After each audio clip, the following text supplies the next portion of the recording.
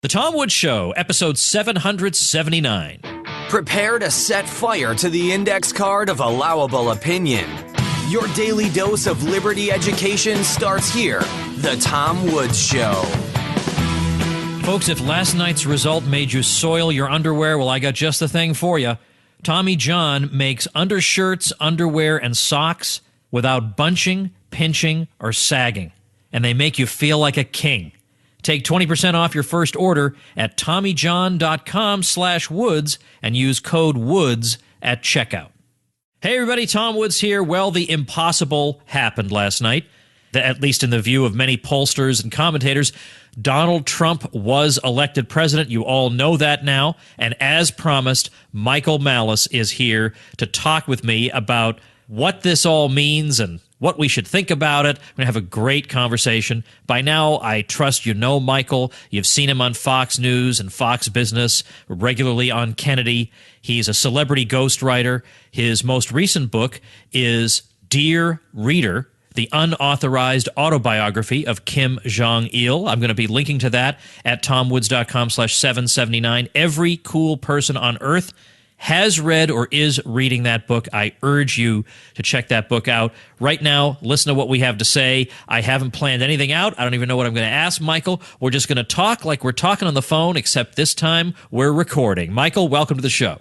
Thank you, Tom. So Trump won, even though going into it, I read maybe 4 or 5 days ago that betting sites that were betting on the presidency were already paying out for people who bet on Clinton. So those people are complete idiots if that story was actually true. Going into this, they're not complete idiots. I mean, it really seemed like it was done. But, you know, when you're in this kind of world, you don't go with seemed like. I mean, certainly if it's my money, I'm going to wait until every last vote is counted. And sure. Oh, that's fair. Yeah. Yes. On the eve of this thing, it looked like she had it locked up, and the polls, and people are saying, oh, the polls aren't accurate. But they were pretty accurate for Ron Paul, I thought. I don't think there was vote fraud there. I think they were pretty accurate. Hey, Tom, maybe you shouldn't use the expression locked up in reference to Hillary Clinton. Yeah, I know it. Well, all the same, I really did believe that this was a case where people might have been misleading the pollsters because they don't want to be socially ostracized. They don't want anybody to know they're voting for Trump. But it's amazing. I mean, it really is amazing that he won this. So what was your initial thought when it became quite clear that he was going to win this? Well, as a matter of fact, that response of yours reminds me, is this a little something like what you were doing all night, this right here? Is that kind of like what I would have heard at Michael Malice's house? Stop, I couldn't stop laughing. That's from the Hillary Clinton is evil video, which I'm also linking to on the show notes page. I had so many friends who were crying. That's incredible. Literally crying. What happened to my country? Immigrant. Oh my God. I couldn't fucking handle. Oh, sorry. That's okay. I could not handle it. I'm sure you saw my tweets. I was going crazy all night. I woke up to like 500 notifications, which I'm sure you get on a regular basis, but was a little bit unusual for me. And what was it? Look, there are times like in 2000, you know, when the Democrats lost and they're like, all right, we lost. This isn't we lost. This is what the heck just happened. There is no sense of comprehension on the left. And by the left, I include conservatives. Yeah, of course. And it's completely mind-boggling to them. I want to make a little bit of a correction. Both Karl Rove and Ann Coulter said the last time we had a Republican president with the Republican Congress was 1928. No, that was the last time we had an incoming Republican president in Congress. George W. Bush, of course, had the House and the Senate in 2004 and 5. But this is just so funny. Let me just say one thing. I think he's going to be a disaster. However, this is going to pull the Supreme Court way to the right. Ruth Bader Ginsburg is on suicide watch. Donna Brazile is on suicide watch. All these awful people have been repudiated by those who they regard, sometimes correctly, as their inferiors. And and I think it was New York, or the New Yorker called this a week ago. They said this has been a repudiation of the press. And that, I think, is a very key issue here. This was America's way to say, screw you to the press and how they're portrayed and negotiated with. Well, it's definitely a repudiation of the press, and they had it coming, given the way they conducted themselves. It's a repudiation of a whole lot of things: the academic establishment, the entertainment industry, the social justice warriors, the mainstream of the Republican Party, the entire Democratic Party, the neoconservatives, National Review, the Weekly Standard, Bill Kristol, Mitt Romney. It's unbelievable how many. I mean, who would you say it's hard to choose who the biggest loser last night was, other than Hillary. Bernie. Bernie drank the Kool-Aid. He fell in line behind the nominee and has nothing to show for it besides a loss of his integrity, which he's had for decades. So that's a big one. Is Bernie Sanders is a big loser. A big loser, I think, is Paul Ryan. Sean Hannity, who's very close with Trump, was on Fox yesterday saying he doesn't think Ryan's going to be speaker. And if Ryan, because the whole point of Ryan being speaker, the deal was he went with the moderate, so-called moderate Republicans and the Tea Party people. He says, I'll agree to be speaker in his beneficence if only you fall in line behind me and give me a chance, because he was the one guy who could unify the party. Now the party's unified and Ryan is superfluous. So that's going to be a big problem. Obama was a big loser last night. I mean, how do you look this guy in the face? When you at the inauguration, it's absolutely crazy. So I think those are I think Ginsburg is also a major loser because she stuck her neck out, for it was kind of unprecedented and coming out it wasn't unprecedented in modern times, at least unprecedented, that she came out for Hillary, and then that's been repudiated. But what's really funny to me is you had all these magazines, like some Harvard College Republican Club and Foreign Policy magazines. We've never endorsed anyone ever, but we have to do it. And they thought it's because Trump is the worst person ever, which might be possible. But what it really meant is this was a repudiation of the anointed class and of the people who know better than you, who are going to tell you what to do. And Americans, for better or worse, don't like to be told what to do. And this has been an issue since the Whiskey Rebellion. And sometimes sometimes the Americans do need to be told what to do when they're doing stupid things.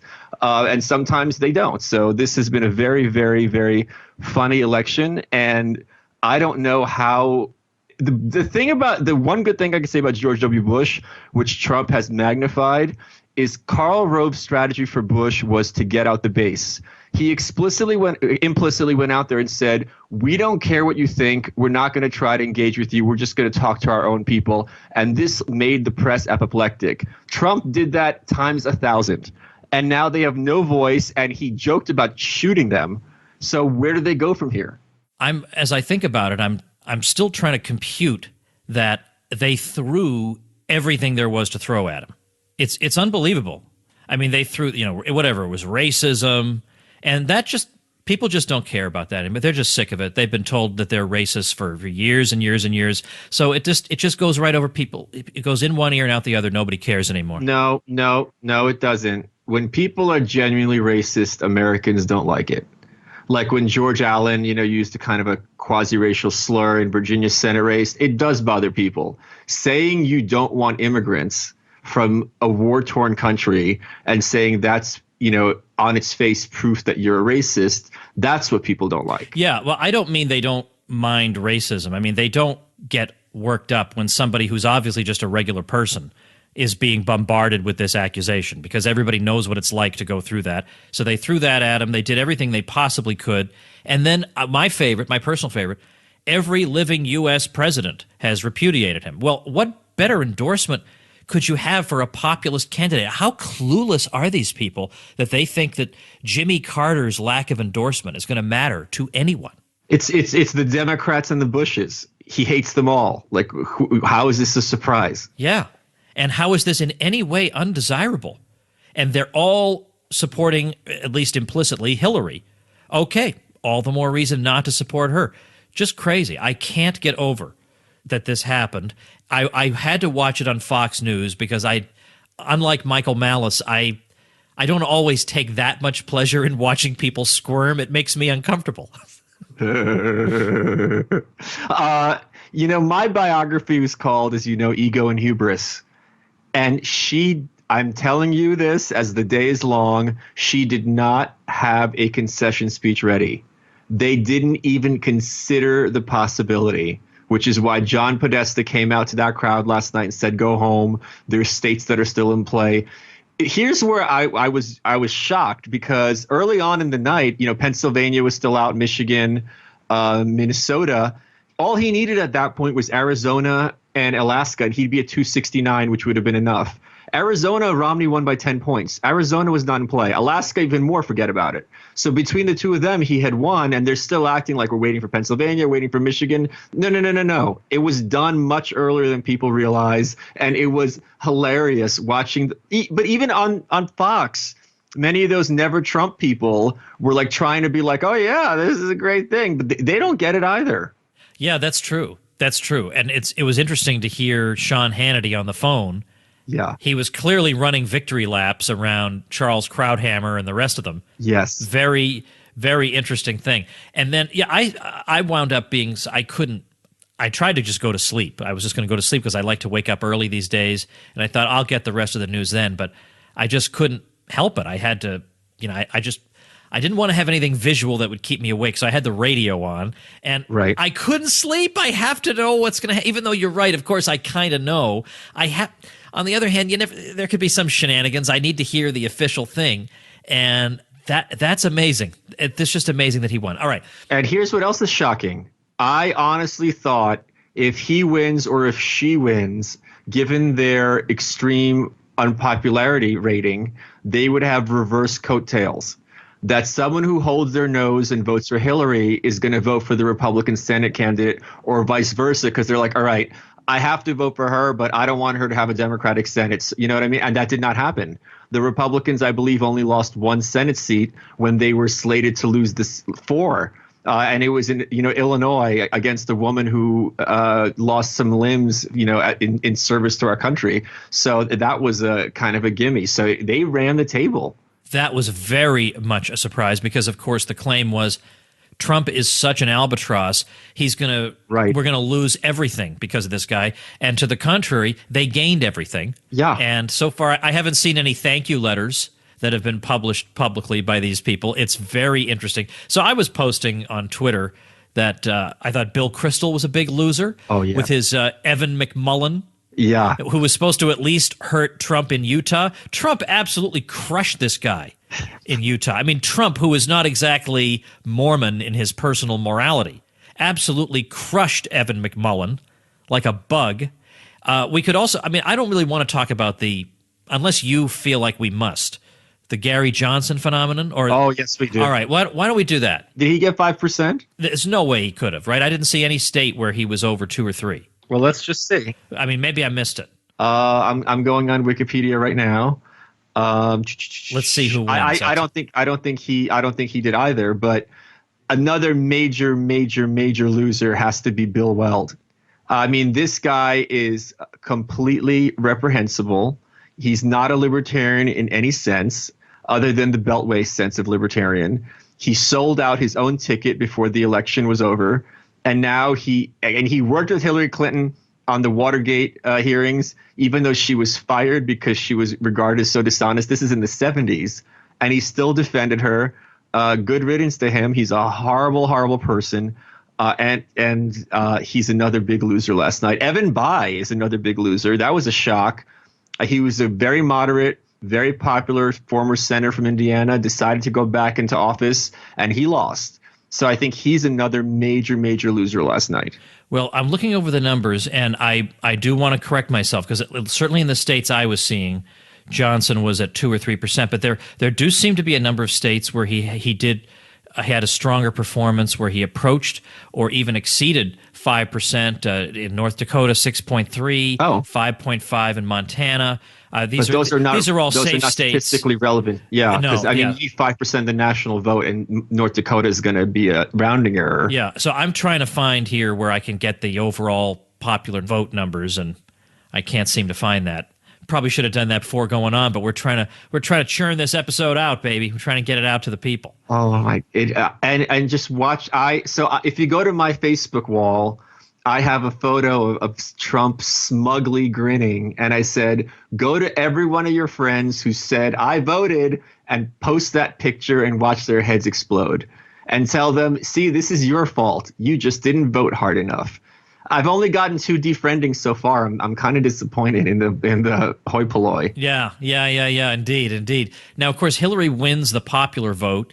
So is that true? Yeah, I don't think that's true. 59.4 to 59.2 looks to me. I'm looking at the results now. That's what the New York Times is reporting as of this moment. But we're still not done counting. Okay, so still not done counting. All right, so we'll see. But to me, since I'm an old Federalist, I couldn't care less about the popular vote. It's and maybe you and I have a disagreement on that, but you think I disagree? You're talking to Mr. Hamilton, you're saying I disagree. Are you kidding me? Oh, all right. Well, good, but I mean, I would imagine that you would think that. Well, I've gotten into a lot of trouble trying to imagine what you think. So go ahead and tell me. That's the stuff of nightmares. The whole point of the Electoral College is so the Morlocks don't control this country. So who cares what the popular vote is? It's the Electoral College that matters. Yeah, and there are a lot of good reasons to have the Electoral College, regardless of what the outcome was here. So to heck with that. But all right, you were mentioning Bill Weld.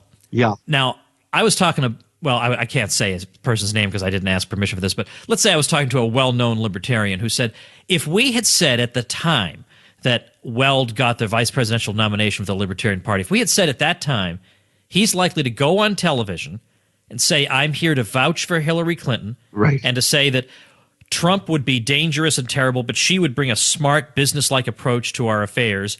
And yeah, Gary Johnson, he's a pretty good guy. Despite Aleppo, he's all right. He's pretty good. People would have laughed at me. They said, oh, you extremist. You're not going to be satisfied till Murray Rothbard's corpse is running for president on the LP ticket. But yet that actually did happen. Right. And the party of principle. And I'm waiting for David Bose of the Cato Institute to say something about that. Maybe he did. I highly doubt it. When Bill Weld was nominated, all Bose could do was post an image of a back cover of one of his books showing an endorsement by Bill Weld. I mean, this talk about pathetic, right? Well, let's give credit where credit is due. The one person who held Bill Weld's feet to the fire more than anyone is my girl Kennedy on her show. She had him on an interview. Her jaw was set in stone, and she eviscerated him. She called him out personally that he doesn't care about libertarianism and is just using this to further his political ambitions, that everyone feels betrayed. I'm sure I didn't ask her about this, but I'm sure she felt personally betrayed because she stuck her neck out on behalf of the Johnson ticket. So if you watch that interview, she's not ANCAP by any means.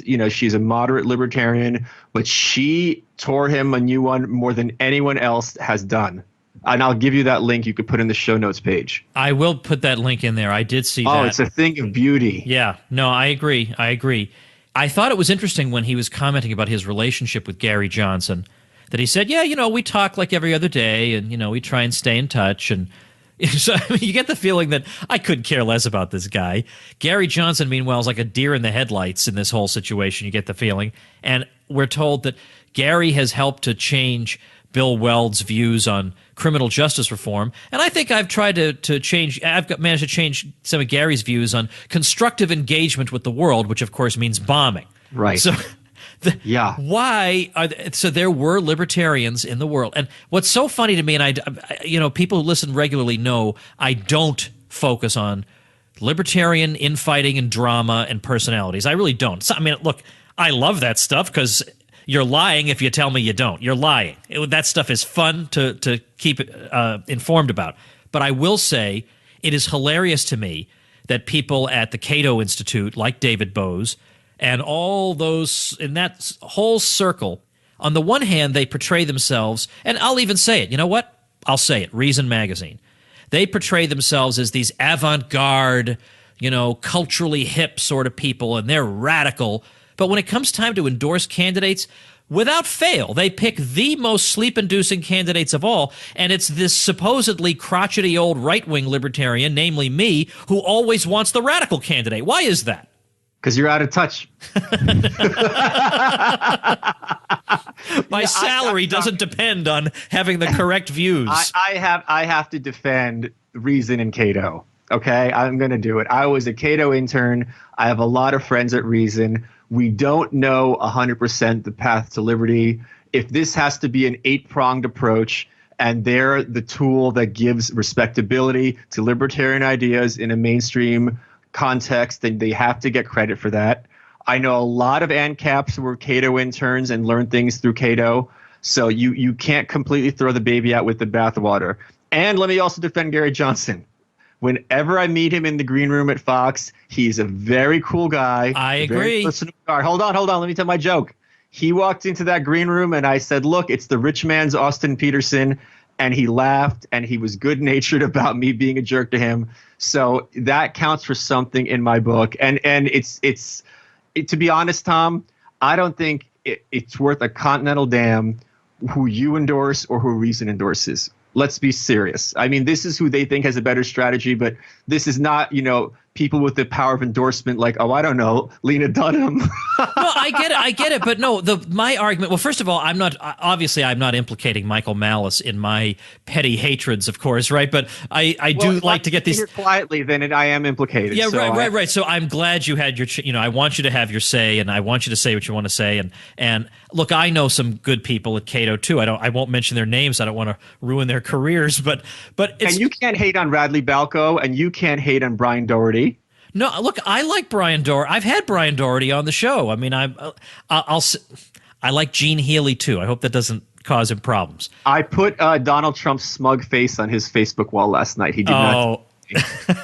Well, listen, the reason I bring this up is not that, the Tom Woods endorsement amounts to a hill of beans, but I just find it interesting that you would think I'd be the one who would endorse the stuffed shirt. And they wouldn't, but it just never turns out that way. Like, I would never in a million years endorse a ticket that had Bill Weld on it. I would vastly prefer, like anybody else the LP wanted to serve up, I would be on board with. All right. We got to get back to Trump here. And before we do that, let's thank our sponsor. Hey, everybody, if you like stories, here's a story you probably never expected to hear me tell. And at the end of it, you're going to say, man, I can't believe he got away with doing that. Well, the story is about Tom Patterson. This guy was a medical device salesman. He's confined to a suit as he travels from meeting to meeting, and he can't get through the day without his undershirts, his underwear, and his socks bunching, pinching, and sagging. So he finally decided, to heck with it. I'm going to quit my job, and I'm going to solve this problem for men once and for all. And the result was the company Tommy John. Now, look, folks, everybody wears things that they need to wear. And I tell you about things I wear and things I use. I use all those things by Tommy John. I use the undershirts, the underwear, and the socks. And I can tell you, these are the most comfortable of these that I have ever worn. And that's why I'm chipper every day, because everything is just right in my life. Okay? There, I said it. You think getting these 3 things right in your life isn't going to make a big difference? Ha, try it. The fit is just right, and I'm telling you, it makes me happier. So you take this challenge. Take 20% off your first order at TommyJohn.com/Woods and use coupon code WOODS. See what I mean? You didn't think I could do that, but I did. TommyJohn.com/Woods and use coupon code WOODS. All right, let's get back to Trump here. I'm going to have Lou Rockwell on next week for a kind of what should we watch out for with Trump now that he's been elected kind of episode. Like, okay, we had our fun watching him break every single rule there is, but now what's he going to try to do? You said earlier you think he's going to be a disaster. Why? Yeah, I think he's going to be a complete disaster. I don't think he has strong principles. He's going to get some good Supreme Court justices in there, but I don't know what his... I mean, the models we have for people that were like Trump is not sui generis. There are people who were like Trump who have been elected. And the people I would say were Mike Bloomberg, mayor of New York, and Arnold Schwarzenegger as governor of California. They both came in as these wealthy, well-known outsiders who are going to get the job done, who aren't particularly ideological. And Schwarzenegger, by all accounts, was a complete calamity. Bloomberg had a mixed record because he continued a lot of Giuliani's good things, but then he kind of went nuts. But in neither case were these like strong, pro-libertarian people. So I think, and the thing is, the press is going to be waiting to pounce on him. And I can't even imagine what gibberish that State of the Union is going to sound like. If you saw him and Hillary at their Al Smith dinner where they were roasting each other, he couldn't even deliver jokes that were written for him. So it's going to be very, very weird to watch. And I mean, I'm worried about what his cabinet's going to be like because he still has to pick from the establishment.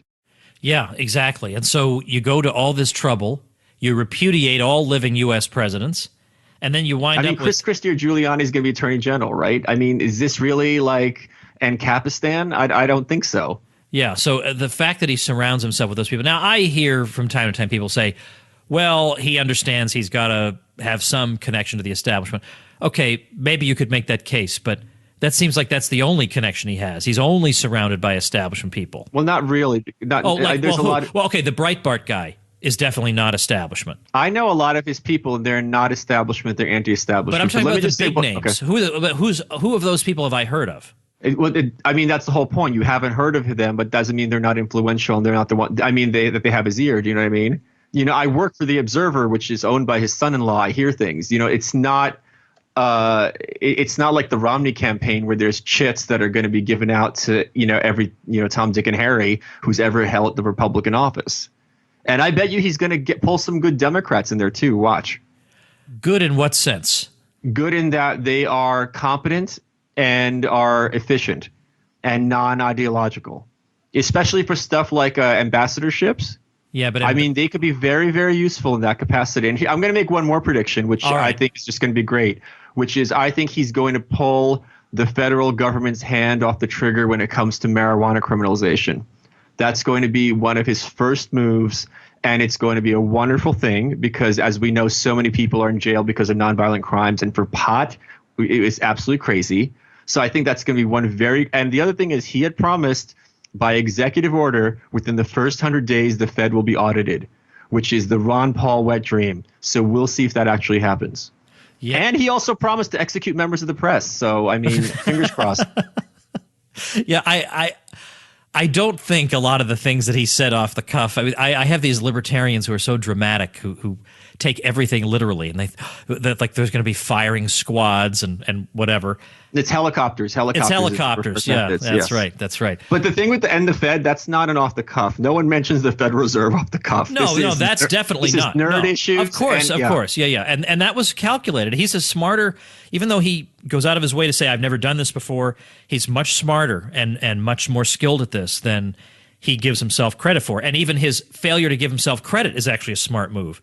So let's think about what he might do when it comes to Obamacare. I mean, he's really hitched his wagon to getting rid of Obamacare. And he's got a Republican House and Senate. If he can't get rid of Obamacare, what the heck is he worth? Well, come on, Tom, in all seriousness, having a 51 Senate majority is hardly, a mandate. That is a very, very slim margin. Obama could barely get it through with 60 votes. So it's going to be a lot harder than it looks. But they're going to find ways to chop at it pretty hard, I think, especially that individual mandate. I mean, even we know from WikiLeaks, even Hillary doesn't even want to talk about it because she knows everybody's premiums are going up. Yeah. And that's going to retroactively do very bad things to Obama's legacy because that was, I think, I would say that and bin Laden were his biggest achievements, I would say, over his last 8 years. Yeah, so domestically, it was only Obamacare. Yes. That was it. Yeah, I can't think anything else, yeah. And then even Bill Clinton gave that speech that they caught on YouTube where he went out and said to people, this is the craziest system in the world. A small business can't cope with it. It's off. I mean, it reminded me that, 20 years ago, I didn't know how good I had it. Right. Under Bill Clinton. I had no idea how good I had it under Bill Clinton. Because I'm telling you, I mean, you're a little bit younger than I am, but you would remember perhaps the extent, the depth of the hatred that the right had for Bill Clinton was very severe. So that's why when people were saying, oh, they hate Obama because he's black, I thought, what are you, 3 years old? You don't remember how much they hated Bill Clinton? They hated this guy. Yep. But if only they could have known what was coming.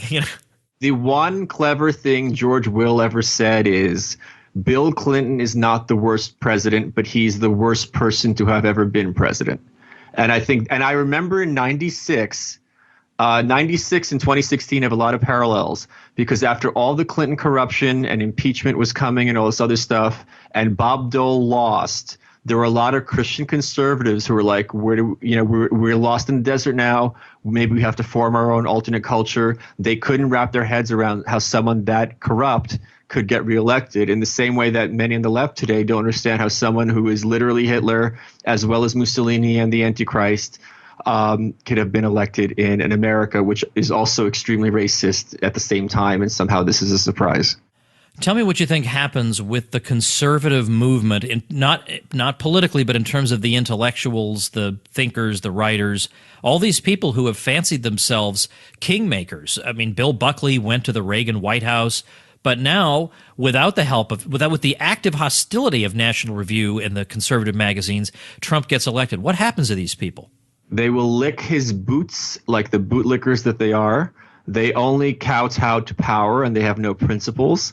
So they will follow where the power is, and they will fall in line and be like, oh, maybe I misjudged him, or he ran this way, but he's governing this way, blah, blah, blah, blah, blah. Watch. They have nowhere else to go. See, that was my thought, but I thought for some of them, they would lose too much credibility. Somebody like Bill Kristol. Have no credibility. But Bill Kristol is just way too far out there anti-Trump now. Yeah, he's done. He can't come back. Right. But a lot of them, this is going to be their excuse. When he puts up some great Supreme Court justices, then they're going to be like, you know what? Maybe I was wrong about this guy. At least this is going to be his legacy. All right. Very interesting. So what does this mean? Is this going to be a blip on the screen in American history? Or is this some kind of a turning point? Because there hasn't really been somebody quite like him. It's not. It's neither. Okay, Tom, I think I've said this even on your show, that things are getting better all the time thanks to social media, that views that 40 years ago you would never hear now can be discussed openly, and they no longer have a monopoly on the conversation, and that's why they're freaking out so hard. And it's just going to become more and more of views that are not allowed in the index card of whatever your term is. I'm sorry, I'm not trying to be glib. I forget the exact wording. But views that are heretical are going to be discussed openly, and there will be more free speech. And now they really don't know what to do about it. He's going to have control of the FEC and the FCC. Citizens United is going nowhere. Social media is just going to, things like Twitter and Facebook, where they put their fingers heavily on the scale for Hillary Clinton, they're going to have some soul searching to do. So it's going to be and the thing is, corporations don't care, but corporations want to sell product. So when they see that a lot of people think this way, they're going to start adjusting their thinking accordingly. I think some of the smarter ones. That's how capitalism works. The stupider ones fall away and the smarter ones succeed. So Trump's going to be a disaster. Is there any reason that a libertarian should cheer this outcome, or is there any silver lining a libertarian can find in this outcome? Are you kidding? It's a silver lining and a silver cloud. It's a complete repudiation of the elite class and of the progressive hegemony over our national thought. So it's wonderful in that way. But as you remember, I mean, if you go back to the show notes page where it says guest argues Hillary Clinton presidency would be good for liberty, I thought she'd be a great president because she'd be such a disaster and would backfire in a libertarian direction. So I think he won't govern in any way that we would like. But I think in terms of people getting the message that you're not as important as you think you are, and that your ideas don't matter and you're a piece of crap as a person, that message is going to get heard loud and clear and repeatedly, and it's a wonderful thing. Well, and also, even though he's not a deep thinker by any means, and by the way, that was so funny the way they said that about him, and I said that about him too. I continue to say that about him.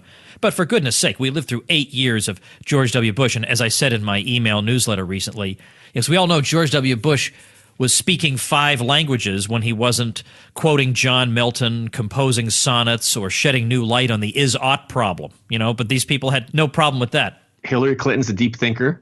I mean, I don't think she's dumb. I think she knows policy inside and out. Exactly. That's all they know. I can think of one great insight that she has had that's like, wow, that's a new approach to doing things. But my point is that even though he may not be super well-read or anything, his instincts, as best as we can make out, are generally anti-globalist. Yes. That he's not convinced that the globalist project has been a good one, and in some ways it hasn't been a good one. I mean, there are some aspects of globalization that are fine and no problem, but there are other things that aren't so good, and I don't think we've had a president who's been willing to say this is not so good since Calvin Coolidge, maybe. Well, and the other thing that's interesting is Wisconsin's the state that flipped, and Wisconsin was the home and the birthplace of progressive republicanism with the Lafayette family, and it was also the home state of McCarthy. So that state has been a bellwether and a harbinger for over a century, and that's very interesting to say that I don't think this is a blip at all. I think a lot of Republican politicians, especially in the lower level, local level, do have views very similar to him, at least viscerally. And now he's validated them having their perspectives, and they don't have to smile and nod and say America should have open borders and anyone can come here for any reason they want, and it's all going to work out fine. All right, before we go, prediction. I'm going to ask you for a prediction, okay? Okay. 2020. Yeah. What's happening in 2020 electorally? You want to make that prediction? Have you thought that far ahead? I'm thinking through to the midterms, which are usually very bad for the president's party, where the Republicans should have a gimme year because they're have 9 Republican seats and 27 Democrat seats. And I'm sure his unpopularity is going to be pretty high. So that's going to be very interesting to see. And it's interesting to see if Bader Ginsburg lasts out those 2 years. All right. That's going to be a key thing. The whole Supreme Court thing is going to be a key thing. All right. Yeah. I'm going to let you run, but we're going to have more. We're going to have a lot to talk about over the next 4 years. We'll put it that way. An awful lot to talk about. And you're one of the people I would most want to discuss all this stuff with. So I'm really glad we got to do this.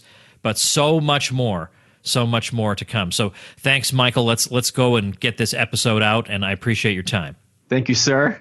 All right, everybody. Before I let you go, I have a listener who wrote a book at my suggestion. I said that somebody ought to write a book called The Leftist Lexicon, and it would be a little like a dictionary where you can actually understand what they mean by all these crazy words they use that normal people define in different ways. So it's called The Leftist's Lexicon, 101 words and phrases you need to know to understand the thought police, social justice warriors, and other intellectual totalitarians of the American left. Well, that is quite a mouthful, but I'm going to link to that at tomwoods.com/779. It's written by Jern Blanston. You'll see all that written there, but the Leftist's Lexicon, well, it seems sort of appropriate for this episode for me to mention that. All right, a lot more stuff coming up on Friday. It is Veterans Day. So I am having Scott Horton on to give a foreign policy briefing to the incoming president. And that way, one hopes we can prevent the creation of members of what we might call veterans of future wars. So we'll hope we can accomplish that with Scott Horton. Thanks for listening, everybody. Become a smarter libertarian in just 30 minutes a day. Visit TomWoods.com to subscribe to the show for free, and we'll see you next time.